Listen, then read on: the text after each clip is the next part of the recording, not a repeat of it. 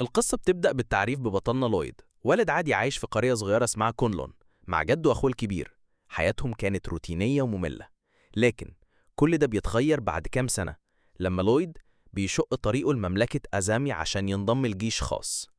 لما بيوصل للجيش بتقابله ساحرة الجانب الشرقي اللي اسمها ماري، واللي بتسمح له يقعد معاها وهو بيخلص امتحانات القبول العسكرية.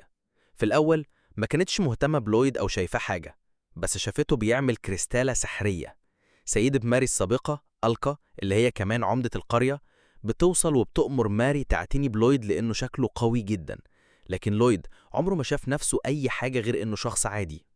لويد بيقابل بنت صغيرة اسمها سيلين، وهي بتتهاجم من وحش غريب.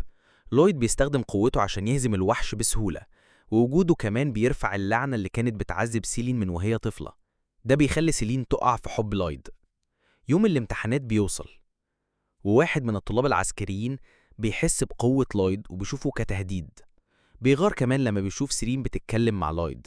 في تطور مفاجئ ماري بتكشف حقيقة قوة لويد. قريته كونلون موجودة جنب واحد من أخطر الدانجنز أو الدهاليز اللي فيها أقوى وحوش في البلد كلها. لويد ممكن يكون ضعيف وعادي في قريته، بس بالنسبة لبقية العالم هو واحد من أقوى الكائنات الحية. نتائج الامتحان بتوصل، والسبب غامض. لويد مش على قائمة المرشحين المستقبليين. ضباط الجيش ميرثوهان وكولين مش فاهمين ليه لويد فشل في الامتحان. بما انه مش هيصبح طالب عسكري في الوقت الحالي، لويد بيلاقي شغل في مقهى محلي سحبه حارس ملكي متقاعد اسمه كروم.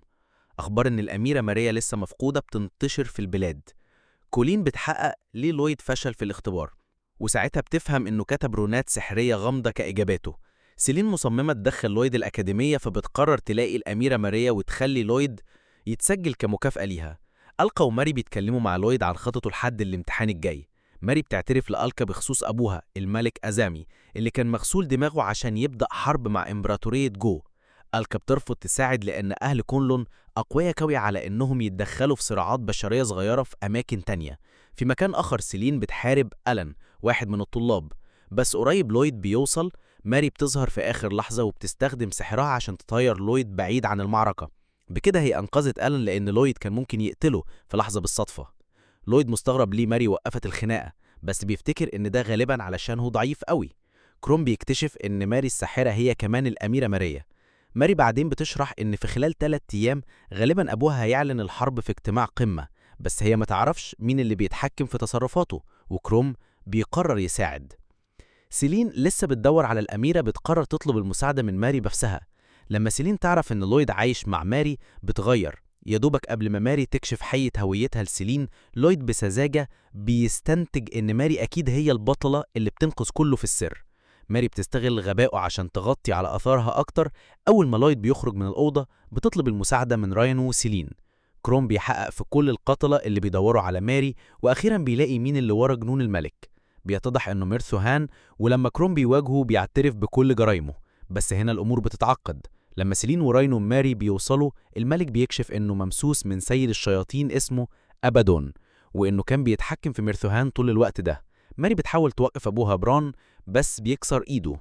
ماري بتفهم إنه بما إن أهل كونلون ما يقدروش يتدخلوا في مجرد صراعات بشرية، فسيد الشيطان ده حاجة لويد مسموح له يهزمها. في نفس الوقت لويد بيلاقي آلان مستخبي من الوحوش وبيديله الدافع والقوة عشان يحارب ويبقى جندي حقيقي. ألكا بتتعصب جدا لأن الوحوش قطعت لحظتها الرومانسية مع لويد. راينو وسيلين بمساعدة كروم بيحاربوا ميرثوان، قادرين يصمدوا قدامه لحد ما لويد بيوصل. الخناقة ما بتستمرش حتى اللحظة، ولويد بيهزم ميرثوان بقلم واحد. ماري بتطلب من لويد ينظف التراب من على الملك. لويد بيعمل كده بس مش واخد باله إن بيستخدم رون التنظيف عنده سحر قوي لدرجة إنه قادر يطرد الشيطان أبادون من الملك للحظة. المملكة تم إنقاذها، بس لويد مش فاهم أي حاجة من ده. الصبح شوما أخو لويد بيوصل للمدينة، بس بيختفي قبل ما حد يشوفه. ميرثوان بيتم نفيه لكومبرلاند والملك بيتعالج. ماري بتقرر تركز بالكامل على السحر. آلان ممتن لمساعدة لويد، بيقدم نفسه لخدمته كتمن. آلان كمان بيخلي لويد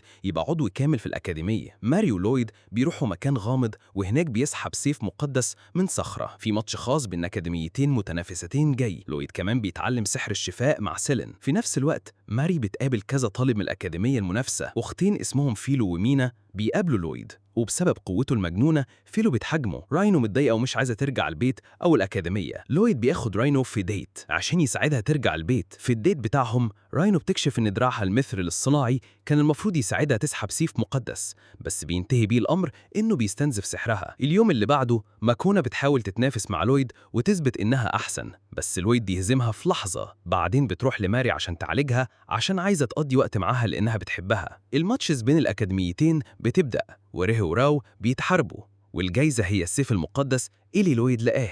البطولة بتبدأ وفيلو بتحارب سيلين، بس ماتشهم مش بيطول لأن فيلو بتكسر القواعد. الماتش اللي بعده بين لويد ومينا، وبين مينا بيستخدم أقوى سحر مية عندها. لويد لسه بيكسب بسهولة. ريهو وراو بيتحاربوا، الاتنين بيستخدموا أحسن تعويذهم، بس ريهو بتستخدم تعويذة من درجة خاصة بتخلي راول يغمى عليها من الخوف. راول قاعدين بتتعصب جدا لما بتلاقي إن الجايزة اتاخدت خلاص. راو بتستخدم فيلو عشان تخطف اللي خد السيف السحري، بس فيلو بتعمل غلطة وبتسرق واحدة من كريستالات ألكا. خايف إن حاجة تكون حصلت لماري، لويد بيجري يدور عليها. بيواجه فيلو وهي بتطلب إنهم يتحاربوا لحد ما واحد منهم يموت. بيقترح ماتش مصارع الدراع وبعدين بيهزمها. فيلو بسبب ما بتقرر إنها عايزة تتجوز لويد دلوقتي. آلان بعدين بينقذ راول، وبالصدفة بياخد الفضل في إنقاذ البلدة كلها. سحر غامض شكله اتلعب براول ومذكراتها عشان يقدر يحط إيده على السيف. عايز يسيطر على دانجن في كونلون. لويد بياخد شغل جزئي بينظف أندق. صاحب الأندق كوبا بيعترف له إن حد أو حاجة بيهاجموا عمال الأندق. اللورد ثرونين، واحد من أصعب النزلاء في الأندق، بيتكلم مع لويد. فريانا بتقبل واحدة من خادمات كوبا اسمها كيكايو. بيتكلموا إن كوبا ممكن يكون بيربي تراينتس أو كائنات شجر شريرة في الغابات العميقة، والتراينتس مرتبطين بملوك الشياطين. كيكايو بعدين بتتهم لويد إنه عنده تراينت وبتقول إنه قوي جدا. كيكايو بتحاول تخدر لويد بإنها بتحط حاجة في شايه، بس كوبا بيشربه بدل كده. كيكايو بتهرب من الخوف إنها تتمسك، وكوبا بيبدأ يفهم إن ممكن هي وثورنين ورا الهجمات على عماله. سيلانو أبوها بيوصله الفندق. أبوها عايزها تتجوز ابن تريانون، بس لويد بيظهر يا دوبك في الوقت المناسب. هو وسيلين بيروحوا ديت خاص، وهم بيحققوا كيكايو بتحاول تدي لويد مساج ترياق، بس بتهرب لما سيلين بتظهر. سيلين بتحاول تقضي لحظة لوحدها مع لويد في الينابيع الحارة، بس بعدين ألكا وماري وريهو وفيلو ومينا كلهم بيظهروا. في نفس الوقت كيكايو بتتقابل مينوكي سكرتير تريانون، بتكشف إنها في السر كانت بتخلق الترنس. بعدين بيسيطر عليها سيد الشياطين اللي اسمه إيرلي كينج. لويد وإيرلي كينج بيتحاربوا بس مش بيطول. لويد بينجح ينتزع بذرة الشيطان من إيرلي كينج، وبعدين مينوكي بترجع لطبيعتها. شوما وألكا بيتخانقوا، وبيتضح إن شوما كان شغال مع أعدائها علشان يلاقي السيف المقدس. أول سليم بيسمح لها تكمل كجندية، وبيسمح لها تتجوز اللي هي عايزاه. ماكونا بتتعرف على شوما وكاهن غريب اسمه الأب سو.